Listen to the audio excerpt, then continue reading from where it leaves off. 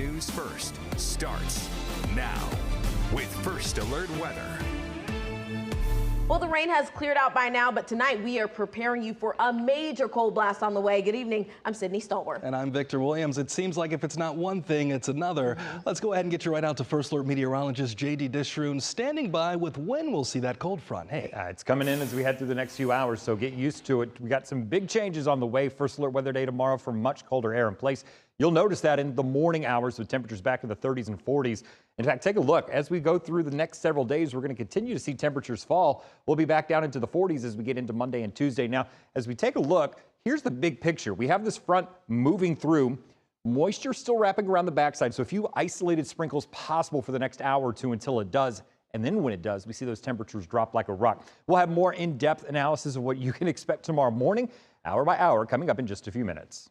Well, after the Supreme Court struck down his tariff plan, President Donald Trump saying he's not backing down. He's now proposing a 15% global tariff, up from his earlier 10% plan. Yeah, Atlanta News First reporter Justin Berger is live in Midtown. Justin, what are businesses telling you about those tariff policies and how they're affecting their business overall?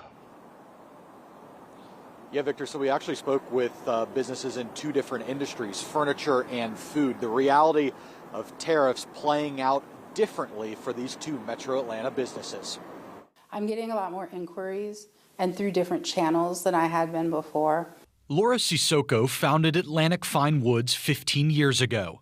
She takes fallen trees in the city, mills them into slabs, and turns those into furniture. There's a closeness to our work and the customer versus, something you would get from China or Vietnam. Sissoko says she makes about a table or two a month, but demand is up in a world where foreign furniture is hit with tariffs and shipping costs. I used to get people saying, well, can you price match this thing in China or whatever? And obviously I can't. And so they've still been going with me because now the tariffs are kind of making it no different. The epoxy she uses from Canada, the only item impacted by tariffs. In Buckhead, in the Italian market, people come in and they expect Italian products. Cucina Baci owner Paul Rogers opened less than a year ago. Well, I've spent hundreds and hundreds of hours trying to find substitutes for products that are no longer affordable. Despite the Supreme Court striking down Donald Trump's tariffs, the president says they will continue.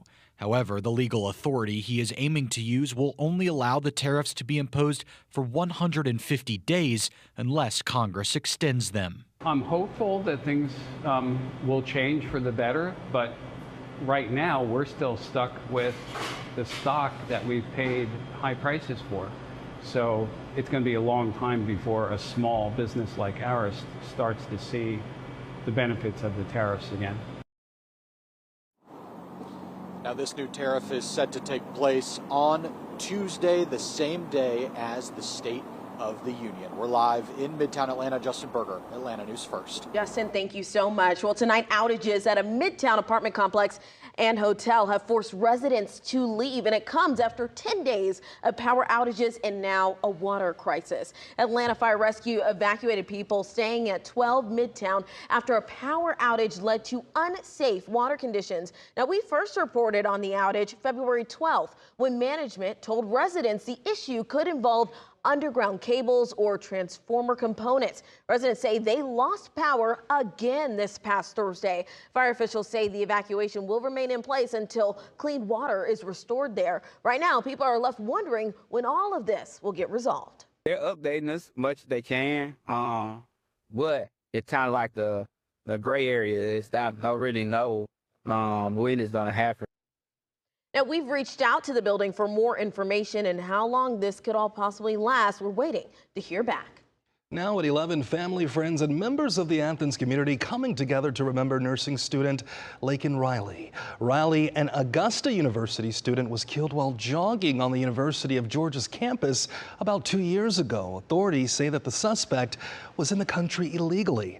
Today, family, friends, and community members gathered at Tate Plaza for a memorial 5K run and walk in her honor, remembering her life, her legacy, on the eve of her death. And the man convicted of killing Laken Riley is back in court seeking a new trial tonight. Jose Ibarra, already serving life without parole, claims that his defense was denied enough time to review evidence and challenges how cell phone data was admitted. A judge now considering the motion in Athens, Clark County. Now, following Riley's death, the national conversation around immigration and ICE enforcement has only intensified. In recent weeks, demonstrators across the country have clashed with federal agents, calling for changes to immigration enforcement and even an end to ICE's presence. Today, the Party for Socialism and Liberation held a protest against ICE violence and the death of Linda Davis. Davis, a Savannah teacher, died after a police chase involving ICE agents crashed into her car. Chatham County leaders saying they did not know ICE had teams in the area, adding that local law enforcement agencies have restricted policies on chases. Organizers say they're not backing down, vowing to keep protesting ICE operations. The people are rising up and fighting back. That means that it's not just for one day, it's not just for a week. We're going to keep showing up and keep showing out. That's why we actually had a rally in Savannah, Georgia on the Tuesday, just short 24 hours after that happened, and we're going to keep rallying and talking about what's going on. Homeland Security says the deadly ICE chase in Savannah was, quote, an absolute tragedy, calling the crash a heartbreaking outcome of the operation. Tensions are now growing tonight between the U.S. and Iran as President Donald Trump says he's considering limited strikes against the country. Now, this comes amid nuclear talks and weeks of deadly protests calling for regime change. In that time, the U.S. has built up its largest military presence in the Middle East in decades, with more warships and aircraft supposedly on the way.